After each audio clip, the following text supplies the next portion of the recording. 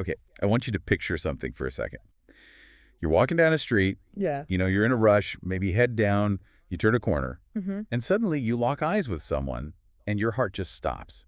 Not because you know them, but because you are them. The doppelganger. Exactly, the doppelganger phenomenon. Mm. Seeing your own face on a total stranger, we usually just shake it off. Right. It's just a weird coincidence. Well, it's a statistical inevitability, really. With billions of people on the planet, face shapes, they repeat. It's just math. Right, it's math. Until it's not. Yeah. Because today we are diving into a stack of files that just completely upends that whole comfortable coincidence theory. Yes. We're looking at this investigation by Memory Lane that suggests, well, sometimes that double isn't walking past you on the subway. Sometimes they lived and died over a century ago. And we're not talking about, like, a vague resemblance here. We are talking about forensic matches. And that's where this investigation shifts from just, amusing to something profoundly strange. We're looking at what the researchers call echoes. Echoes. The premise isn't just about genetics, it's asking a much harder question. Mm. Is history repeating itself because we are stuck in some kind of loop? Or are these glitches in time evidence of souls returning to finish what they started? We have this dossier right here on 13 black celebrities. I mean, huge icons. And for each one, there is a historical counterpart that is terrifyingly identical. Mm-hmm. And I don't use that word lightly. We're talking about these primitive metal photographs, tintypes, daguerreotypes, and archival records that describe not just the same face, but the same spirit. See, the personality matches are what really drew me into this file. It suggests that characteristics like rebellion or comedic genius or, authority, they aren't just learned behaviors. What are they then? They might be these ancient currents that these celebrities are just somehow tapping back into. It's a lot to wrap your head around. Yeah. So let's stop talking in abstracts and actually look at the evidence. We have to start with the rebels. And honestly, you can't talk about rebellion without talking about Tupac Shakur. This is the case study that opens the entire file, and for good reason. The visual evidence was uncovered during a restoration project at a historic site back in 2015. They found a metal plate photograph, a tintype, dating back to 1868. 1868. So immediately after the Civil War, and the guy in the photo, I'm looking at the scan right now, it is Tupac. It's not kind of him. It's the eyes, the brows, that specific set of the jaw. The report identifies him as Silas Thorne, though on the street he was apparently known as Silas Shadow Montgomery. Shadow. Now, to understand Silas, you have to understand the era. He was operating in the Sugar Hill district, but this is way before it became the cultural capital of the 1920s. In 1868, he was a policy banker. Which is a polite way of saying he ran the numbers game. Exactly, an underground economy. To survive in that role, in that era, as a black man in the South, you needed a certain kind of steel in your spine. You had to be a warrior. Right. And the forensic analysis of the photo, it picked up a detail that the naked eye just missed. Laser imaging revealed a ring on his pinky finger, made of black onyx. And what was on it? Let me guess. A snarling panther. Wow, of course. The archivists link this to a secret society called the Night Panthers, a local group sworn to protect their lineage and their neighborhood from the Klan and other threats. So you have a man who is a protector, a rebel, and deeply embedded in a Panther ideology. I mean, that tracks perfectly with Tupac's family history and the Black Panther Party. It's almost too perfect. But the part of the file that got me was what they call the glitch. What happened to Silas? That is the whole mystery. Silas Thorne was arrested. He was thrown into a prison in Savannah, Georgia, solitary confinement, locked down tight. Okay. But in 1870, the morning roll call comes around, and the cell is empty. Wait, empty? Like, did he dig a tunnel? Bribe a guard? What does the file say? There is no record of an escape, no tunnel, no broken lock. The warden's log just says, vanished. He effectively disappeared from history. Vanish. Now look at the timeline. He vanishes in 1870. Fast forward exactly 103 years. And Tupac Shakur is born in 1971. The investigation calls this a cycle of destiny. The theory is that the rebel spirit that Silas carried, it wasn't done. It was interrupted. So a century later, it manifests again to finish the work. That gives me goosebumps. It implies that Tupac's fire wasn't just his own. It was this ancient, unfinished business. But he's not the only one channeling that kind of energy, right? Let's talk about Ice Cube. This parallel is just as striking, but it's less about the mystery and more about the message. We go to 1880, also in Savannah.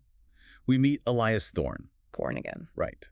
Now, the mugshot which is a sort of primitive police sketch and a tintype combo, it shows a man with a voice like thunder and a very specific facial expression. The scowl, the furrowed brow, it's the signature Ice Cube face. It's the exact same glare. But look at why he was arrested. Elias was an organizer. He was setting up self-defense classes for the community.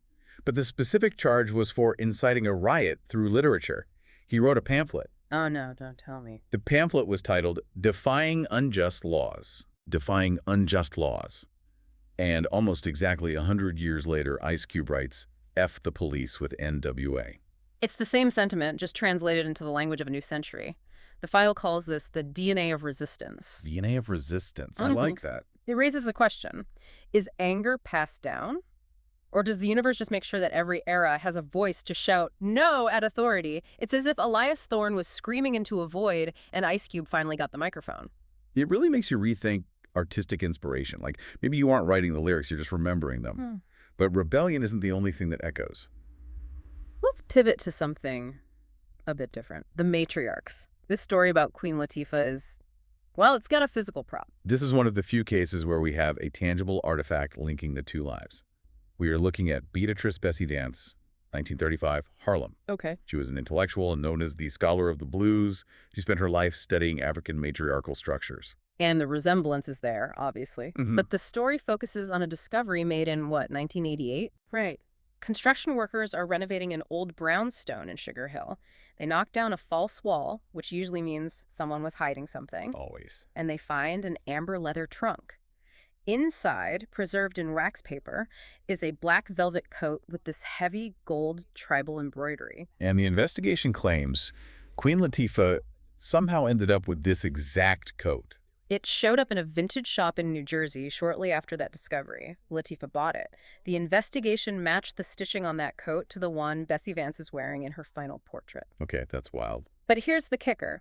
The legend says that the first time Latifah put that coat on, she sat down and wrote, "Ladies first." How fast? 10 minutes. The words just poured out of her. Ladies First is a massive anthem. It's literally about placing the woman at the center of the narrative, the matriarch. Precisely. And archivists found an unfinished manuscript in Bessie Vance's papers from 1940 that explores the exact same themes.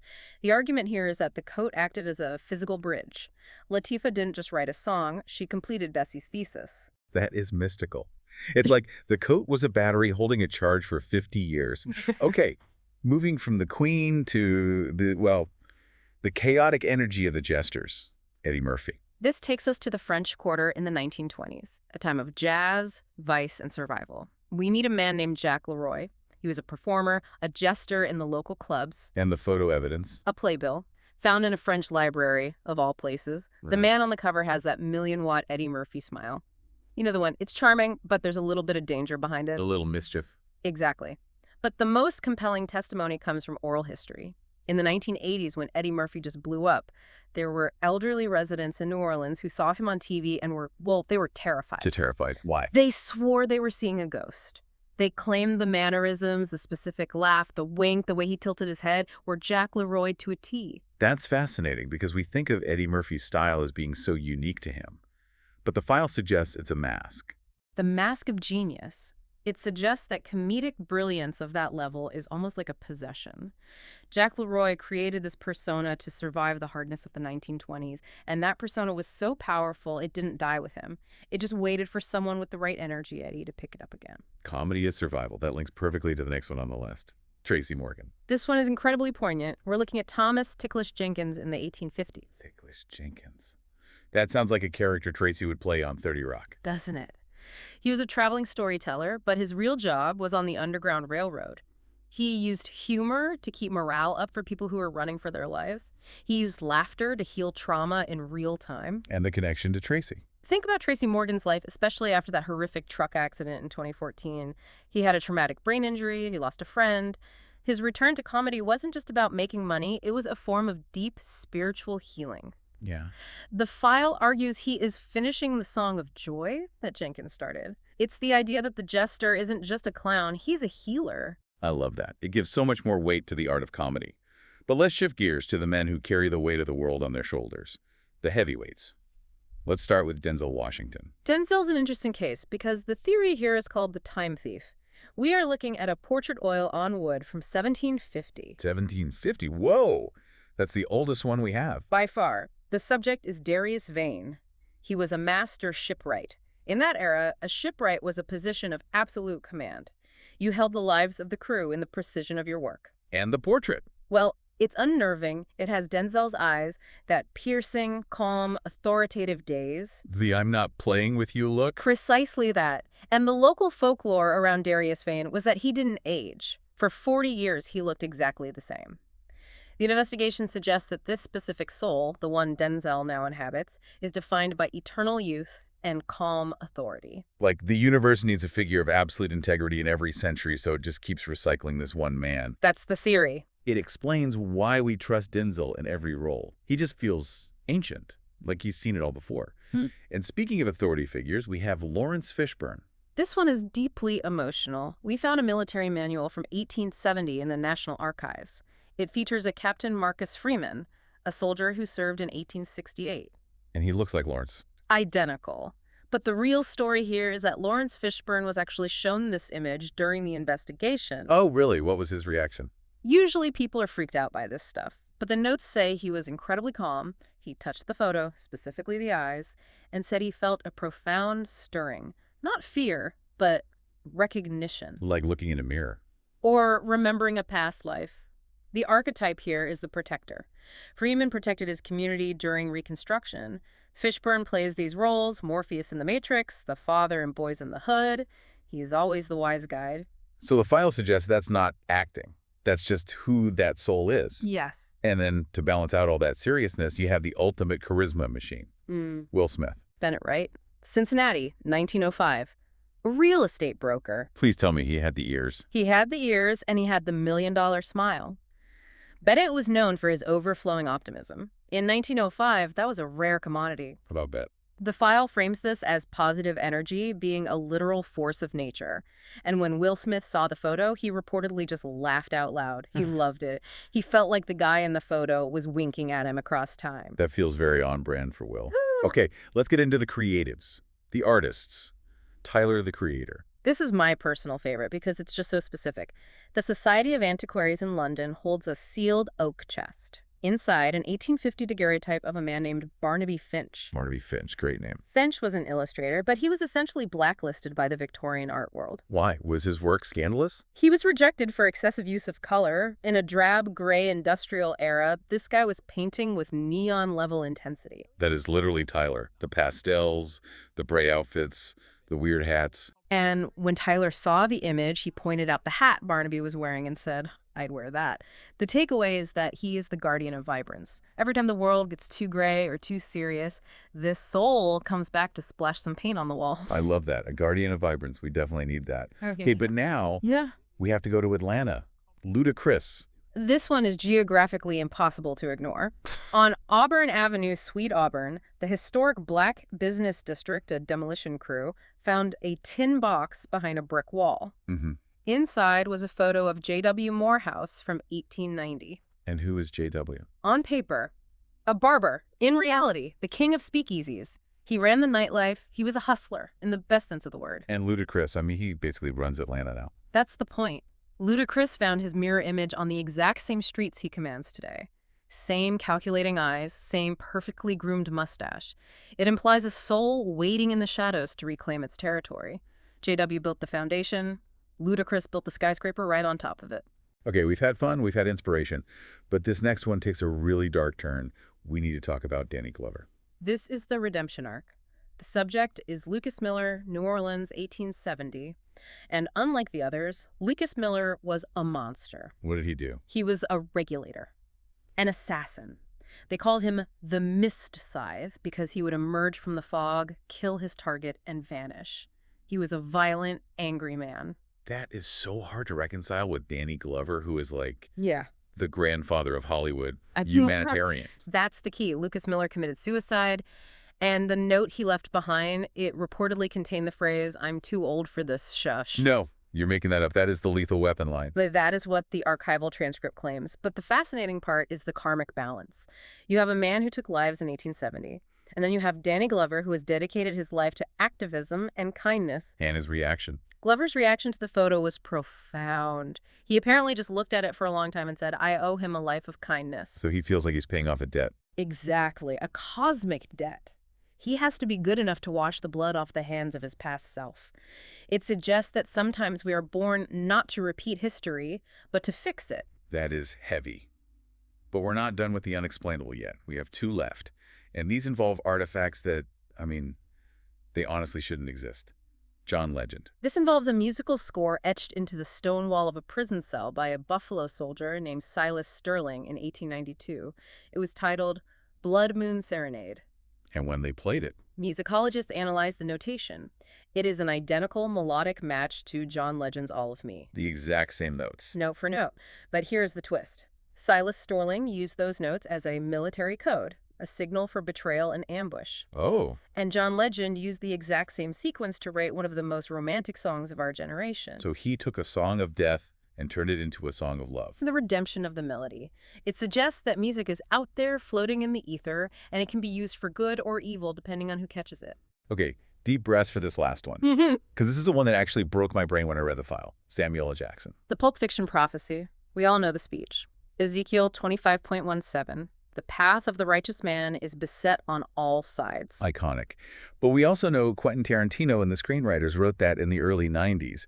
It's not a real Bible verse. It's a mashup of scripture and a kung fu movie intro. Correct. It is a work of fiction created in 1994, which is why this file is so disturbing.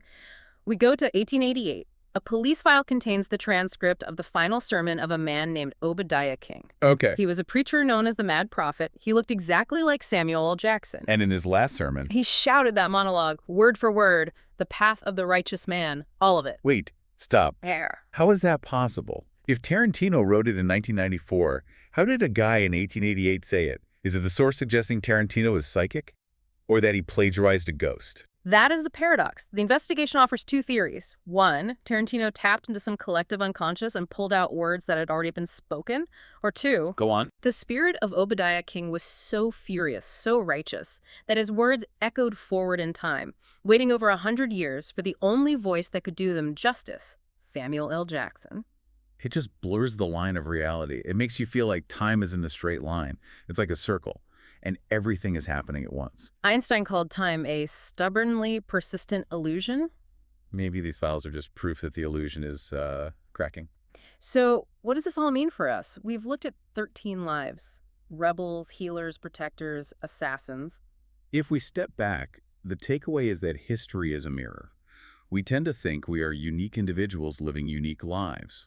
But this evidence suggests we are part of a continuity. We're just the latest chapter in a very long book. Exactly. Characteristics like rebellion, joy, command, they are energies that recycle. We see the same faces because humanity needs the same archetypes. We need a protector, we need a jester, we need a rebel. So the universe provides them over and over again. It makes you feel a little less lonely, doesn't it? To think you're part of a team that spans centuries. It does. It adds a sense of purpose. So, here's a thought to leave you with. We've been obsessing over celebrities this whole time. But what about you? That is the real question. Are you walking in the footsteps of a past self you haven't discovered yet? Next time you're in an antique shop, or you're scrolling through some digital archive, and you see a face in the background that looks a little too familiar, don't just scroll past. Look closer. They might be trying to tell you who you really are. Thanks for going down this rabbit hole with us. It's been a wild one. Until next time, watch out for your double.